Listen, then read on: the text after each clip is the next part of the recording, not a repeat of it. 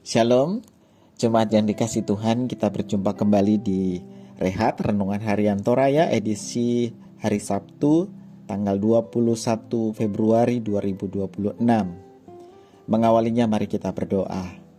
Ya Tuhan, Tuhan dan Juru Selamat kami di dalam Kristus Yesus, kami mohon Roh Kudus memimpin kami ketika kami membaca firman-Mu.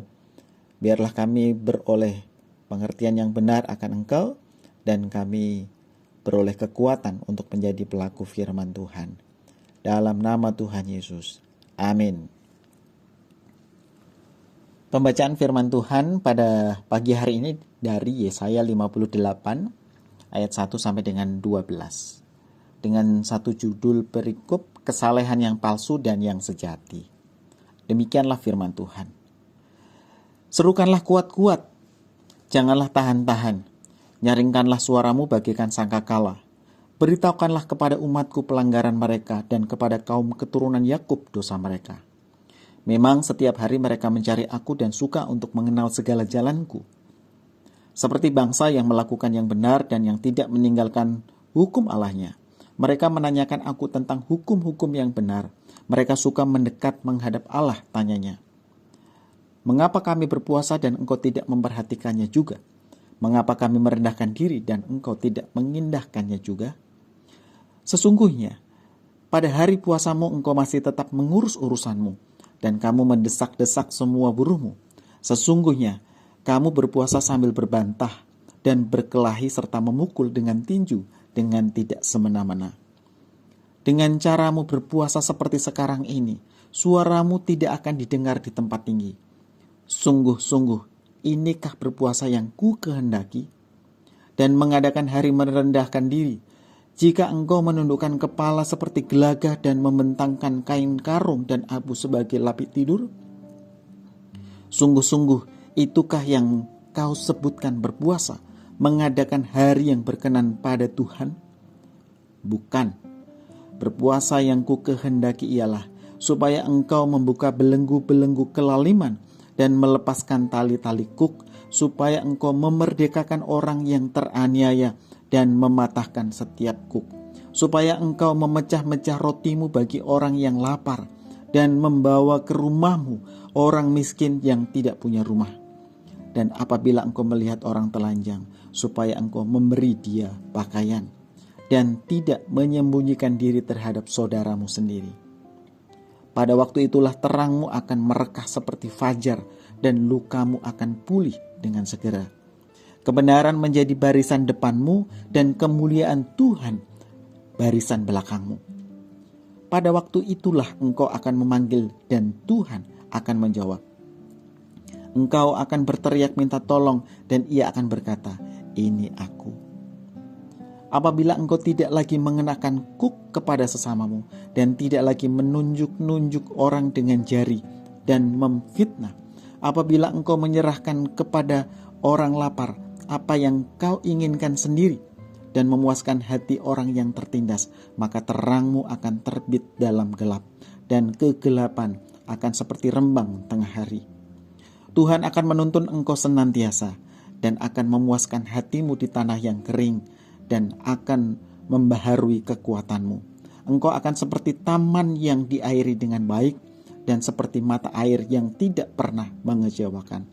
Engkau akan membangun reruntuhan yang sudah berabad-abad dan akan memperbaiki dasar yang diletakkan oleh banyak keturunan.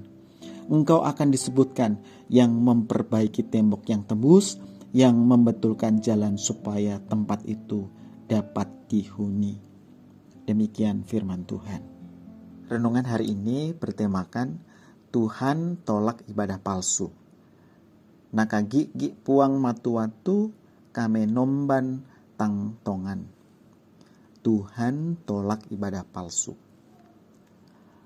Ada seorang yang pernah berkata kepada pendeta jemaat, kalau pendeta urus ibadah saja, jangan yang lain. Orang ini adalah tim sukses pilkada yang sedang membicarakan praktik money politik yang marak di masyarakat. Kalimat itu terdengar biasa, tapi sesungguhnya menggambarkan pandangan umum banyak orang tentang agama yang tidak ada hubungannya dengan kehidupan sehari-hari.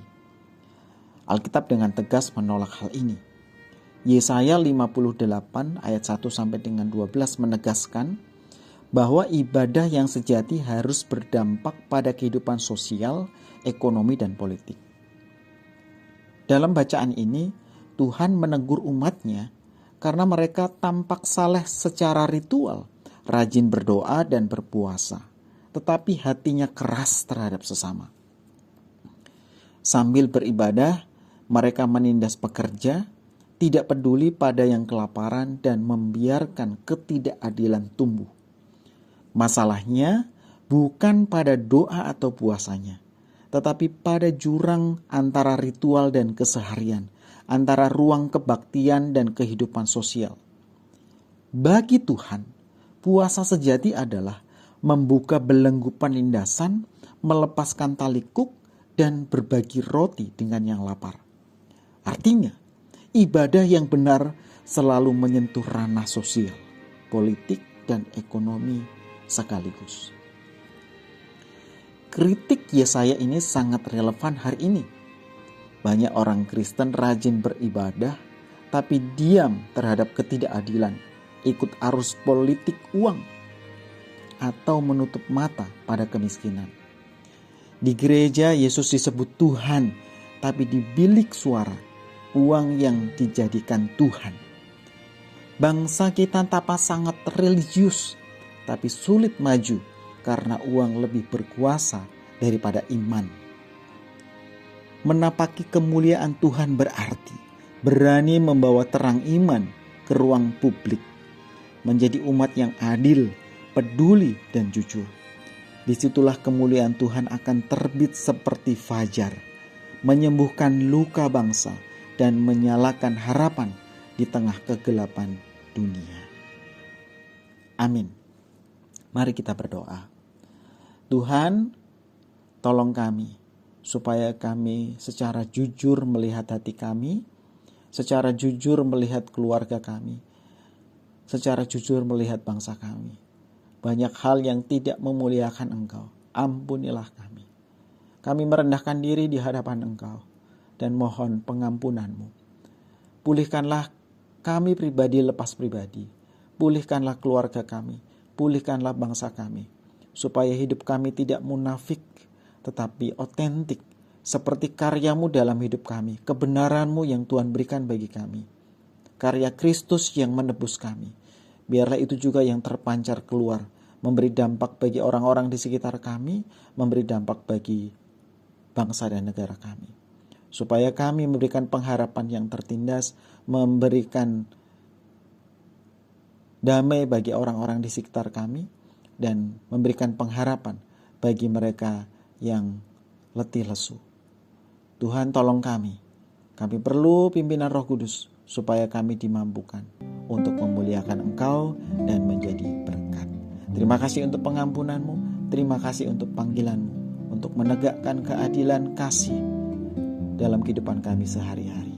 Dalam nama Tuhan Yesus. Amin. Shalom. Tuhan Yesus memberkati.